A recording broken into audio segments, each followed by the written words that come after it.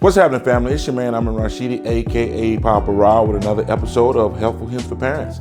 What I'd like to talk about today is domestic violence. And when I say domestic violence, I'm being specific. I'm talking about the nuclear family.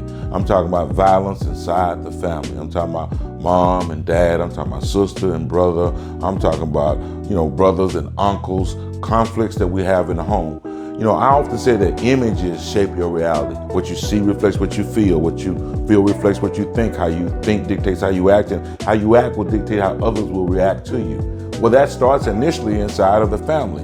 How you resolve conflicts is being demonstrated, or you're demonstrating that in the presence of children. I talked a little earlier about acknowledging presence. If you go back and look at some of my other Helpful Hints for Parents, I talk about acknowledging presence, particularly in the presence of children from 0 to 8, which we call internalization. Now they're figuring out how they resolve their conflicts. If to resolve their conflicts, they monitored and they saw examples of mothers and fathers cussing each other out, sisters and brothers cursing each other out. Guess what? How they resolve their conflicts will be that same level of engagement. Remember, an attitude is a memory of experiencing, memories of experiences. So these experiences that they experience or that they see, they will eventually mimic.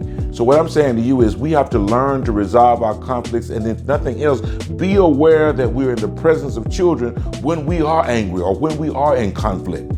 The idea is that we don't transfer that anger to our children and they transfer it on in their relationships and they transfer it on to their families. Somewhere along the line, we have to stop what is happening. Regardless to what people do to you, you are still responsible for what you do for you. I'm saying to you, stop.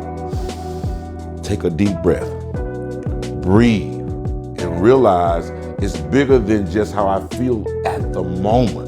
Your reaction at a time when you're angry and upset could be something that sets the tone for interrupting your life, the life of your child. That we can't afford. Sit back, relax, take a deep breath, acknowledge presence. And when you're angry, let's figure out a way that we can resolve it so children see that we can do it without hurting each other. And that we can realize that the family is super duper important. Too many parties we go to and too many fights and children see it and I know how she is, and then you get in the car and you take what you saw, the children hear that too. Come on, y'all, we can work it out. We got to bring the family closer together.